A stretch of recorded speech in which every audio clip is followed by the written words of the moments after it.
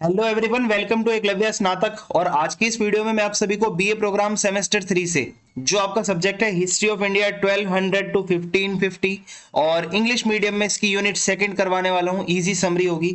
10 minute के अंदर अंदर जो मेन टॉपिक्स हैं वो मैं आपको यहां से रिवाइज करवा दूंगा ताकि आपको एग्जाम से पहले क्लियर हो जाए ये चैप्टर अच्छे से।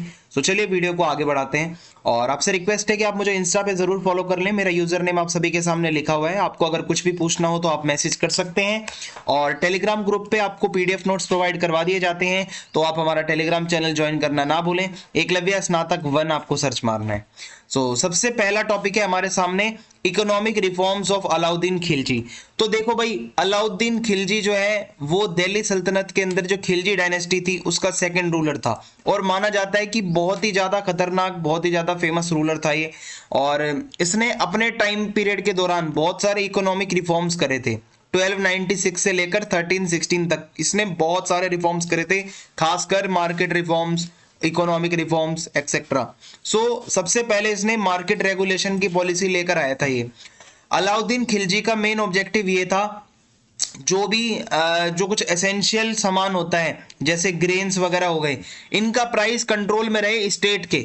मींस जो मेन जो पावर है, जो सेंट्रल स्टेट है, जो अलाउद्दीन खिलजी है, उसके हाथ में ये पावर हो कि वो जितने भी ग्रेन्स वगैरह है उसके ऊपर उसका कंट्रोल हो, कोई उसका प्राइस ऊपर नीचे ना कर पाए। पहली चीज तो इसने ये करी थी। सेकेंडली, उसने एक सिस्टम लॉन्च किया जिसको कहा जाता था दीवान रियासत। इसमें क्या होता था, मॉनिटर किया जाता था कि जो भी सामान बेचा जा रहा है क्या उसका प्राइस उतना ही है जितना हमने बताया है, कि अगर कोई गलत तरीके से काम कर रहा है तो फिर उसको देखा जाता था। एंड उसके बाद अगर मैं आपको बताऊं यहाँ पे क्या होता है, प्राइस कंट्रोल। ये बहुत ही ज्यादा फेमस पॉलिसी थी इसकी। सबसे ज्यादा जो जाना माना इकोनॉमिक रिफॉर्म था वो था मार्केट प्राइस या फिर गवर्नमेंट का सिस्टम का। मतलब एक कोई भी सामान है, मान लो एक बिस्किट का पैकेट है, गवर्नमेंट ने रेट तय कर दिया 5 रुपए का होगा ये, इससे ज्यादा नहीं होगा। ये रेट फिक्स कर दिया था सामानों के ऊपर। साबुन है वो 10 रुपए का होगा। अगर कोई उसके ऊपर पैसे लेगा, जो गवर्नमेंट का प्राइस है, जो मार्केट प्राइस है, तो उसको अगर ऐसा वो करता पकड़ा गया, भाई उसको बहुत ज्यादा कड़े से कड़े सजा दी जाती थी, ये होता था। फिर उसके बाद आता है एग्रीकल्चरल रिफॉर्म्स। अलाउद्दीन खिलजी जाना जाता है कि अपने इकोनॉमिक रिफॉर्म्स में इसने एग्रीकल्चर के ऊपर भी खास ध्यान दिया था। इसने जो भी हो सकता है कि भाई एग्रीकल्चरल प्रोडक्शन बढ़े, उसके लिए इसने किया काम। फार्मर्स वगैरह की हेल्प करी, इनको इंसेंटिव देकर, और ताकि जितना ज़्यादा फार्मर्स की मदद होगी फूड सप्लाई बढ़ेगी और पॉपुलेशन की भी ग्रोथ होगी। ये इसने सोचा हुआ था। फिर आता है टाइट एडमिनिस्ट्रेशन एंड सर्विलेंस। भाई देखो, ये निगरानी बहुत टाइट रखता था। अलाउद्दीन जो है वो अपने एडमिनिस्ट्रेशन के ऊपर पूरा ये देखता था कि जो उसने मार्केट रेगुलेशंस किए हैं, जो मार्केट रिफॉर्म्स किए हैं, वो लागू होने चाहिए, इंप्लीमेंट होने चाहिए। ऑफिसर्स को अपॉइंट किया जाता था मॉनिटर करने के लिए।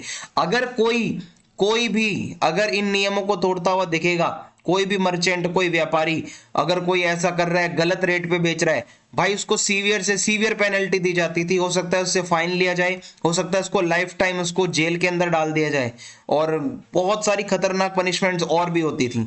ये देखा जाता था कि भाई मतलब इसने अपने टाइम पर मार्केट को तो अच्छा करने की कोशिश करी थी। इसी वजह से पेपर में भी आपसे पूछता है। फिर आता है स्टेट मोनोपोली ऑन ट्रेड। देखो, अलाउद्दीन खिलजी ने कुछ चीजों को अपने कंट्रोल में कर रखा था डायरेक्टली। मींस उसके ऊपर मोनोपोली सिर्फ अलाउद्दीन खिलजी की थी कुछ सामानों के ऊपर। उसने एक सिस्टम लॉन्च किया जिसको कहा जाता है शहरी अतर। मींस जो स्टेट होगा, जो अलाउद्दीन खिलजी का स्टेट है जो पूरा, वो ही कंट्रोल करेगा कुछ कमोडिटीज के ट्रेड को। मींस आपके ग्रेन हो गए, कपड़े हो गए, घोड़े हो गए, इन 2-3 चीजों को अगर बेचना खरीदना है तो उसके ऊपर बस स्टेट की मोनोपोली होगी, सिर्फ उसी का ही एक अधिकार होगा। ये इसने किया था। फिर आता है टैक्स रिफॉर्म्स। अलाउद्दीन खिलजी जाना जाता है अपने अच्छे रेवेन्यू कलेक्शन के लिए भी। उसने जब्त सिस्टम स्टार्ट किया था। मींस कोई भी अगर जमीन है उसको अच्छे से एसेस करके, वो कैसी है, क्या उसका साइज है, कितना वहां से प्रोडक्शन हो रहा है, उसके अकॉर्डिंग वहां पे एक फिक्स रेवेन्यू लिया जाता था जिसको जब्त सिस्टम कहा जाता था। और ये इसीलिए होता था कि करप्शन वगैरह ना हो, एक फिक्स एक टैक्स हो कि हाँ भाई इतना ही देना है आपको, और इससे क्विकली रेवेन्यू भी मिल जाता था स्टेट को। देन आता है military reforms and economic impact. Alauddin Khilji ने अपने आप को इतना स्ट्रॉन्ग कर रखा था कि जो मंगोल्स लोगों के इन्वेजन्स होते थे उससे भी ये खुद को रोक लेता था। मींस इसकी मिलिट्री पावर बहुत ज्यादा अच्छी थी, बहुत ही ट्रेंड आर्मी थी, बहुत अच्छी वाली। करेंसी रिफॉर्म्स भी इसने करे थे।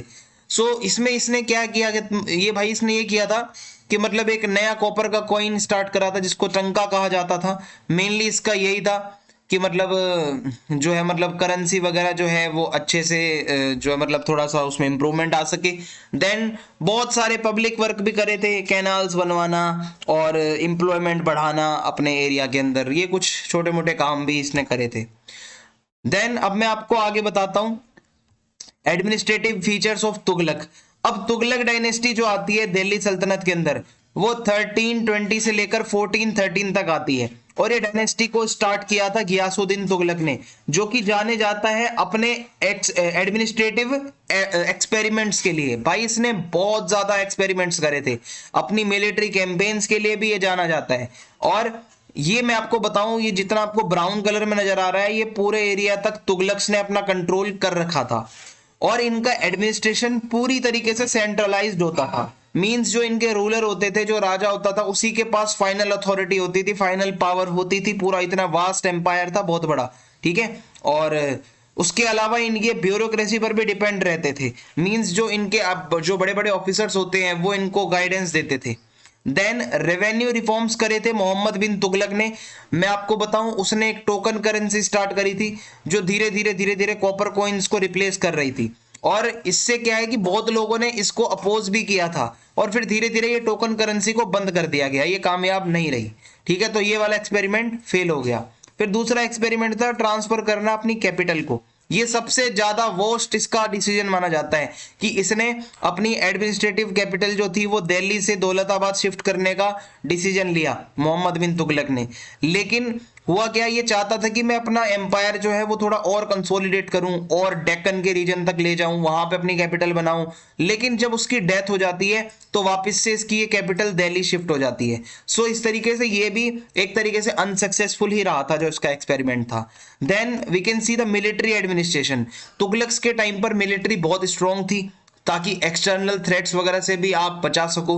सो ये जो दिल्ली सल्तनत है उसको बहुत सारे चैलेंजेस फेस करने पड़ते थे, खासकर जो मंगोल इन्वेजन्स होते हैं, जो बाहर से मंगोल्स आते थे अटैक करते थे, उसके लिए आपके पास एक स्ट्रांग मिलिट्री होना काफी ज्यादा इंपॉर्टेंट था। लोकल गवर्नेंस की बात करें, सो देखो सेंट्रलाइज तो था इनका सिस्टम, मींस राजा के पास ही सारी पावर्स थी, लेकिन लोकल गवर्नर भी होते थे जो मतलब रीजनल लेवल पर अपना एडमिनिस्ट्रेशन संभालते थे। सो प्रोविंशियल लेवल पे भी इनका एडमिनिस्ट्रेशन काफी अच्छा होता था। देन इंफ्रास्ट्रक्चर डेवलपमेंट की बात करें, सो तुगलक रूलर्स जो है वो जाने जाते हैं अपने इंफ्रास्ट्रक्चर प्रोजेक्ट्स के लिए, खासकर मोहम्मद बिन तुगलक जिसने बहुत सारी कैनाल्स बनवाई ताकि भाई इरिगेशन फैसिलिटीज अच्छी हो सके, ठीक है।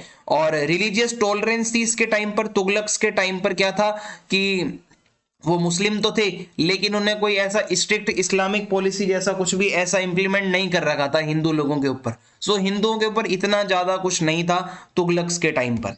देन ट्रेड एंड कॉमर्स की बात करें, सो इकोनॉमिक डेवलपमेंट काफी अच्छा था, ट्रेड एंड कॉमर्स के ऊपर जोर दिया जाता था। और करेंसी तो लगातार बदल ही रही थी, एडमिनिस्ट्रेटिव पॉलिसीज भी बदल रही थी, इसकी वजह से कभी कभी इकोनॉमी के ऊपर नेगेटिव इंपैक्ट भी पड़ता था। ये था आपका पूरा इस चैप्टर का मेन निचोड़ जो मैंने आपको बता दिया है। अगर आपको वीडियो अच्छी लगी आप चैनल को सब्सक्राइब करके जाना और कमेंट में अपना फीडबैक लिखें, वीडियो को लाइक करें एंड वीडियो को शेयर करें। जय हिंद, जय भारत।